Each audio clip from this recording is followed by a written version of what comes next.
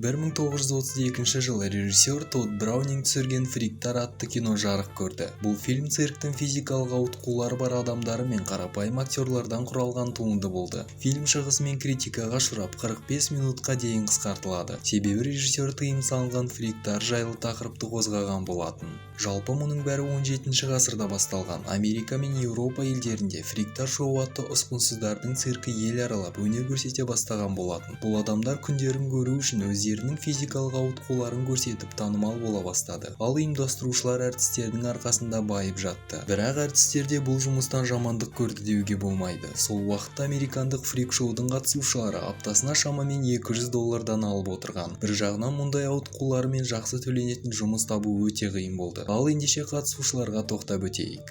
Түйе қыз деген атпен танымал Элла Харпер сирек кездесетін ауруына байланысты 4 аяқтап қозғалуға мәжбүр болды. Оның цирктегі мансабы 12 жасында басталған. Бірақ көп ұзамай ол қарапайым өмір сүру үшін сахнаны тастайды. Тетрамилия ауруымен туылған Рандиан Султан, аяқ-қолы жоқ болып туылған Рандиан жылан адам деген лақап атпен өнер көрсетіп жүрді. Циркте ол сигаретті еріннің ғана көмегімен айналдырып, жұртты таң қалдырған.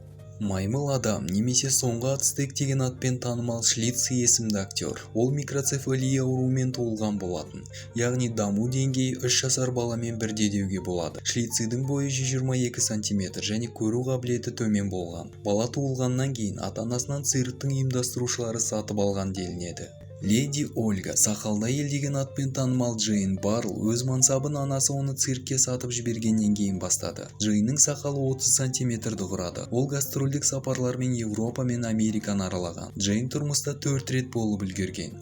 Қиындықтарға қарамастан сахнадан кейін ол өзінің жеке өмірін құрды. Джонни Эк американдық әртіс денесінің физикалық шектеуіне қарамастан өте талантты болды. Ол суретші, музыкант, фотограф, гимнаст және тіпті жарыс көлігінің жүргізушісі болды. Циркте ол өзін денесінің төменгі жартысы жоқ адам ретінде таныстырды және егіз ағасы Робертпен бірге сахнада өнер көрсетіп жүрді. 20 ғасырдың басында неміс циркінде қызмет еткен Стефан Бибровский, арыстан адам деген атпен танымал әртіс сирек кездесетін гипертрихоз ауруымен ауырған болатын. Ата-анасы Стефаннан туылған бетінде бас тартады. Осылайша оны цирк ұйымдастырушылары асырап алады.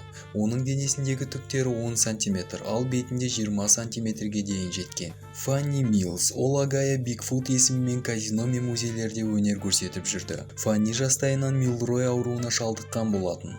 Бұл ауру аяқ қан тамырларының дұрыс жұмыс жасамауынан аяқ көлемінің ұлғайып кетуіне алып келеді. Фаннидің аяқ өлшемі ұзындығы бойынша 50 см-ді құраған. Цирктің мұндай түрі 1950 жылдарға дейін жұмыс істеді.